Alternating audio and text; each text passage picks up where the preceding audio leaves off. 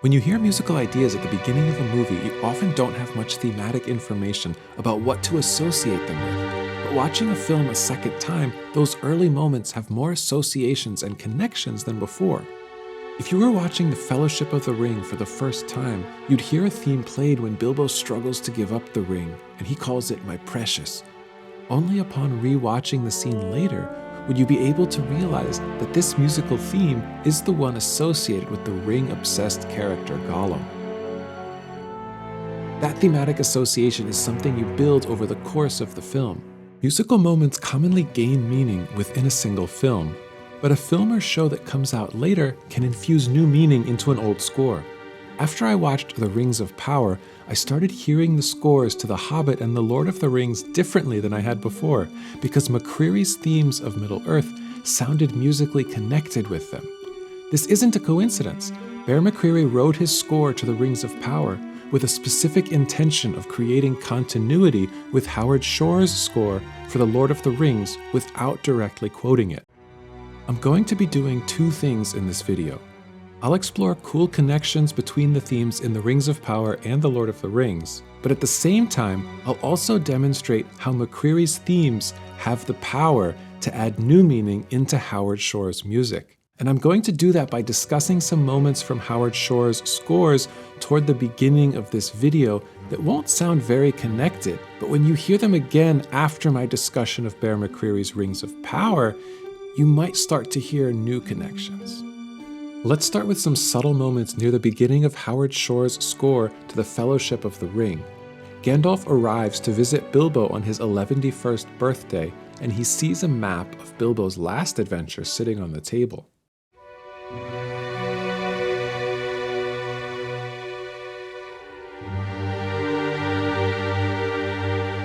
The moment itself might sound a little poignant after hearing the playful harmonies of the Shire theme, because there's unusual harmonic motion of B minor to G minor. But at this point, that moment is more of a progression with texture than a theme per se.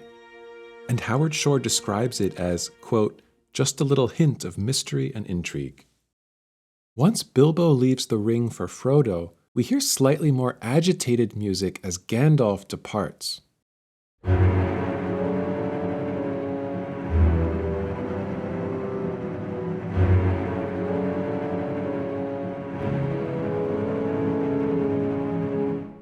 Notice that there's a repeated melodic contour in the bassoon that arpeggiates a minor triad and then steps up to reach the highest note before stepping back down. For short, I'll call this moment Gandalf Departs, and I'll call the other one I discussed Mystery and Intrigue. But there isn't much of a musical connection between them. They both use only minor triads, but other than that, the progressions are different, the melodic shapes are different, and the orchestration is different. At the beginning of the Hobbit trilogy, a very similar scene takes place. Even though these films and their music were composed after the Lord of the Rings trilogy, in Middle-earth chronology, The Hobbit is a prequel, taking place 60 years earlier. The music was designed to parallel aspects of the similar scene from The Lord of the Rings. Gandalf arrives at Bilbo's house, and this same progression of B minor to G minor occurs there, with barely any textural changes made.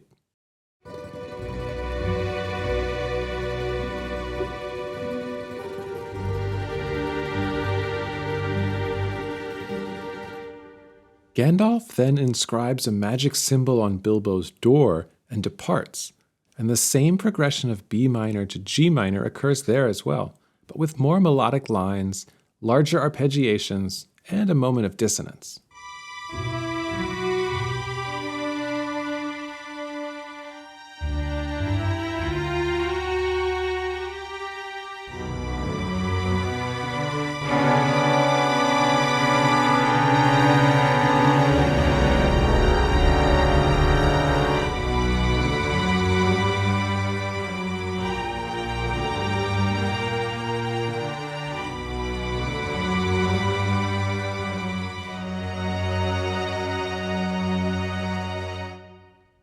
Notice how the low strings here have a very similar melodic contour to the passage of music in The Lord of the Rings as Gandalf left Bilbo's house.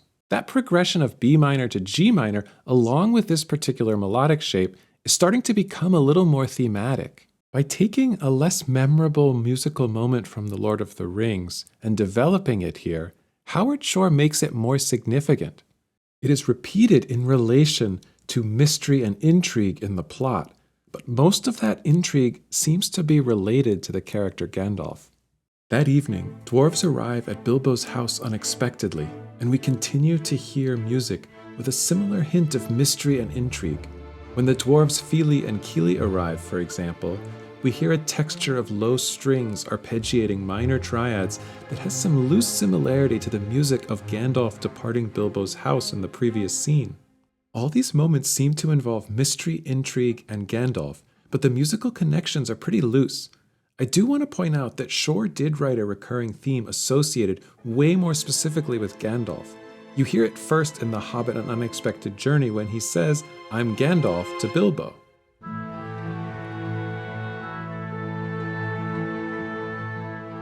Let's set these moments aside for now and see if any pick up new associations after I've gone through other more recognizable themes by Howard Shore and Bear McCreary. By the way, this educational video won't be using any original recordings. All recordings are just mock-ups with MIDI instruments, because I don't want anything here to substitute for listening to the original scores. I only want to demonstrate analytical points, and I hope they inspire you to go back and listen again to Howard Shore's music after listening to Bear McCreary's and see if you start hearing any new connections.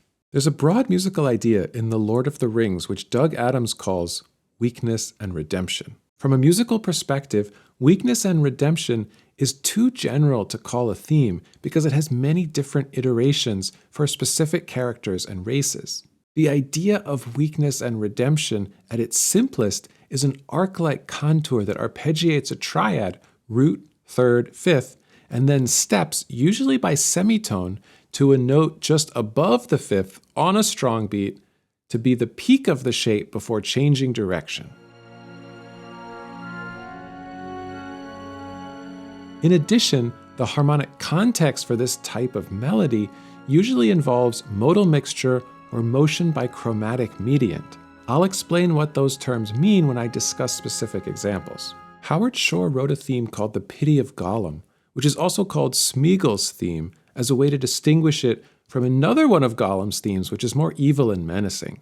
The melody for the Pity of Gollum consists of an arc shape with the weakness and redemption contour by moving through an arpeggiation, root, third, fifth, and stepping to the note above the fifth before changing direction.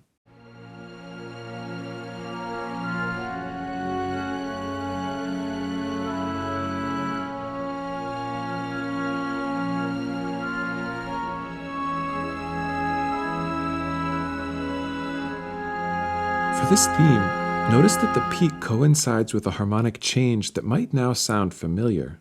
And if it doesn't, let me transpose the music up a semitone. The motion between the first two triads is a type of motion that music theorists call a chromatic mediant. The adjective chromatic here refers to the fact that the triads don't belong to a single diatonic scale, and mediant is a fancy way of saying that the roots are a third apart. There are a lot of possible chromatic mediant relationships, since triads can be major or minor, and distance between roots can be a major third or a minor third. This theme is full of chromatic mediants, and Howard Shore's score for The Lord of the Rings is also full of chromatic mediants, so I want to be a little more specific. These two chords are both minor triads, whose roots are a major third apart. And this progression has some really cool properties. The motion between these triads is smooth, and it sounds like it's always resolving. Let me unpack that a little bit more. It sounds smooth because you can get from one chord to the other using only semitones or common tones. Theorists call this parsimonious voice leading because the voices are being very stingy with how far they're moving. It's more about the possibility of smooth motion between chords, even if particular instruments actually leap around to get to the note of the next chord. When you put the voices close together for this particular progression, there's some pretty cool symmetry. One note remains common to both chords. One note moves down by semitone, and the other note moves up by semitone. And to get even more specific, the voice that moves down does so from the root of the first chord. The voice that moves up does so to the root of the second chord. That last point is part of why this type of motion sounds like it is always resolving. To understand what that means, let's quickly review the idea of tonic and dominant function. Tonic harmonies sound stable, whereas dominant harmonies have a pull towards that tonic. One reason for this pull of a dominant harmony is a note called a leading tone. A leading tone is the note a semitone below the root of the tonic harmony. Look at these two minor triads that are a major third apart now. There's always motion of a semitone moving up to the root of the next chord. Each chord can feel a little like a tonic, but also a dominant.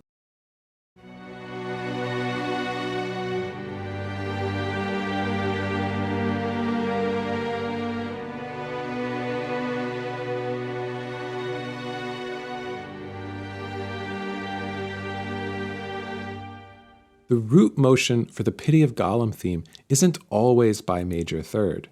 When it isn't, the roots of each minor triad move through scale degrees 1, 3, and 5 of the key. So in this case, that's B minor, D minor, and F sharp minor. Let's hear another example with Howard Shore's Weakness and Redemption shape. In the violin melody, as Frodo and Sam depart the Shire on their quest to destroy the ring, the melody moves up in thirds, except for a chromatic step at its peak.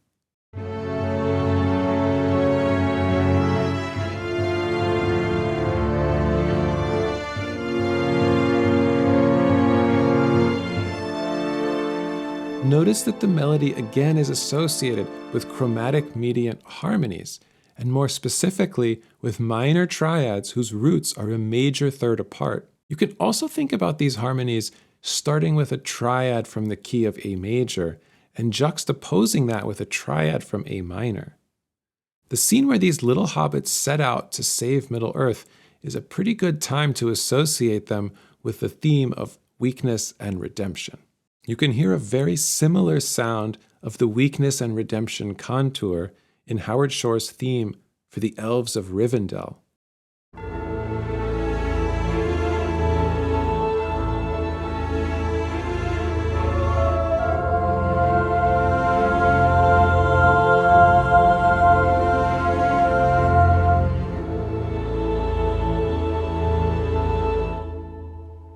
Doug Adams explains that this thematic association for the elves reflects Shore's desire to compose music for the end of a civilization. Their arpeggio starts with a major triad and moves up a semitone at its peak to mix notes associated with major and minor key areas, just like the excerpt I played previously. This technique is called modal mixture, which refers to the way that music mixes both major and minor keys, or modes. The cello's shape uses an A major triad, but the note at its peak is borrowed from A minor. Notice how this melodic contour of weakness and redemption is associated with harmonic motion through chromatic mediants. The motion of A major to F major involves chromatic motion between triads that are a major third apart, but one reason this theme sounds different in character from previous examples is that it uses major triads for the chromatic mediants rather than minor triads. In The Rings of Power, Bear McCreary wrote a theme for The Stranger that sounds gorgeously foreign, full of huge melodic leaps and quick chromatic moves that give it an otherworldly quality.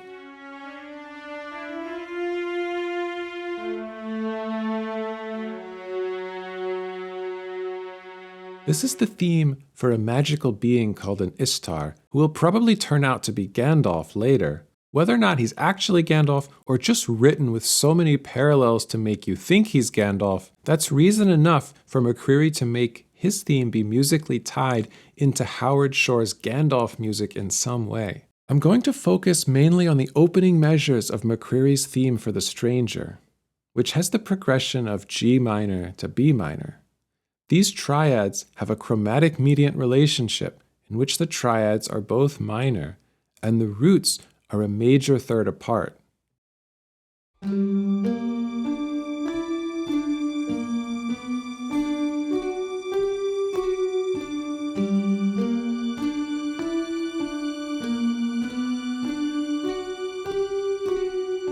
later on in the theme, when the roots are not a major third apart, just like in the Pity of Gollum, the roots move through scale degrees 1, 3, and 5 of the key.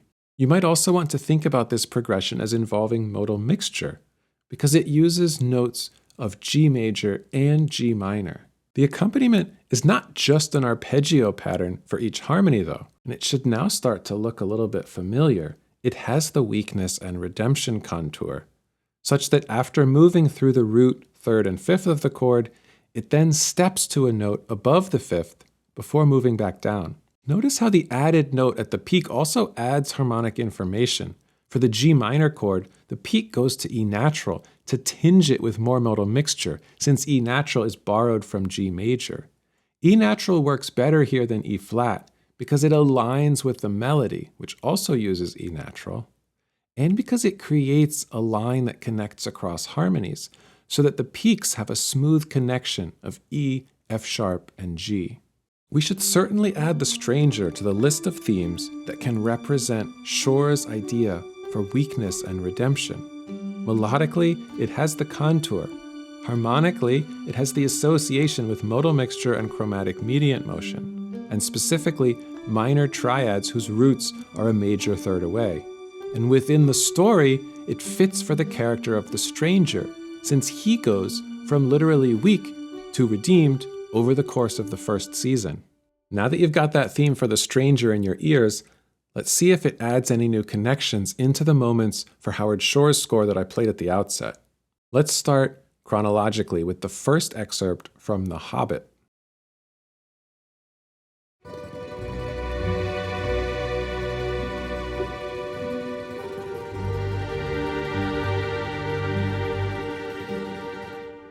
Now you can hear harmonic motion involving minor triads that are a major third apart, and low strings, maybe gesturally in an arc shape. But it starts to sound like a fragment of the theme for the stranger. The harmony is there, but not the melodic contour for weakness and redemption. As Gandalf departs, there's a lot more musical information to work with.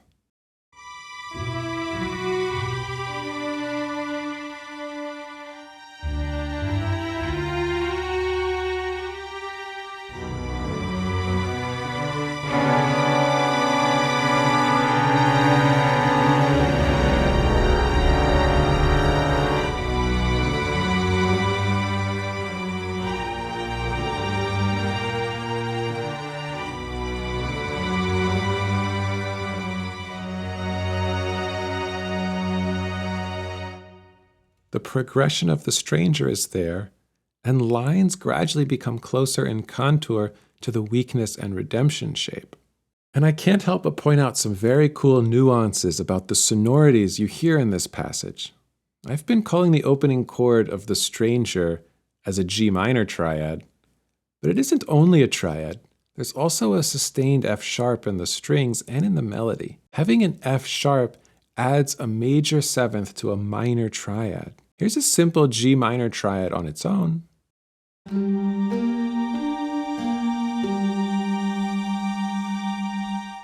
Here's what it sounds like if you add a major seventh to it.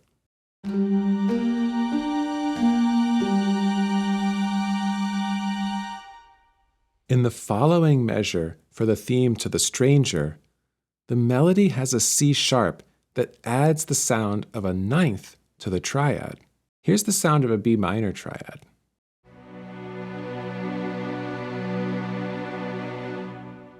Now here's a triad with an added ninth.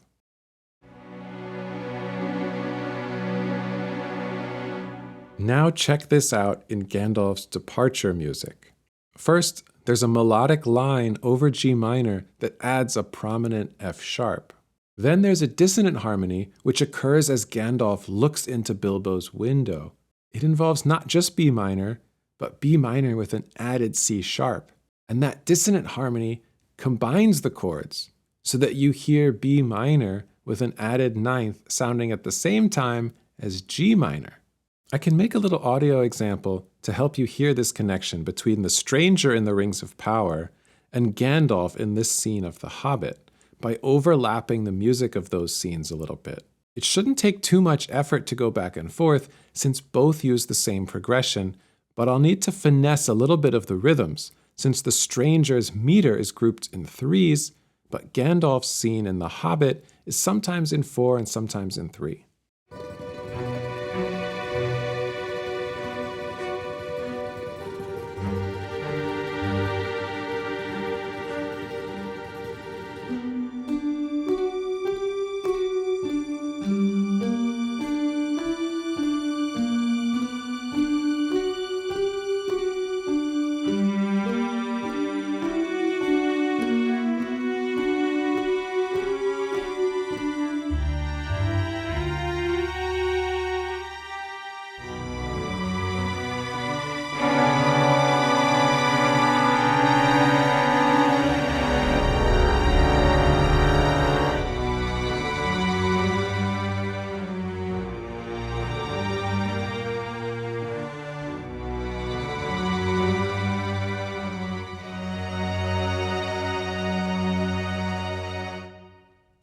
Now let's go back to those 2 excerpts from the Fellowship of the Ring I played near the beginning of this video. And I said they didn't seem very related, at least then. Maybe they start to seem related now, though. When Gandalf arrives, we hear the progression of the stranger.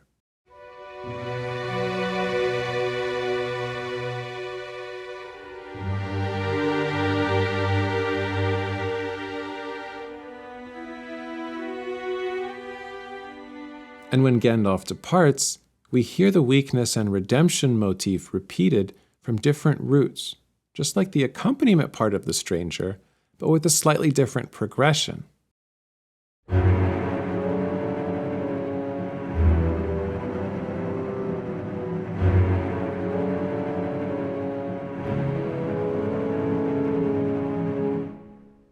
The 2 moments are connected thematically since they relate to Gandalf, and they can now be connected musically too, by both grabbing elements out of McCreary's theme for the stranger.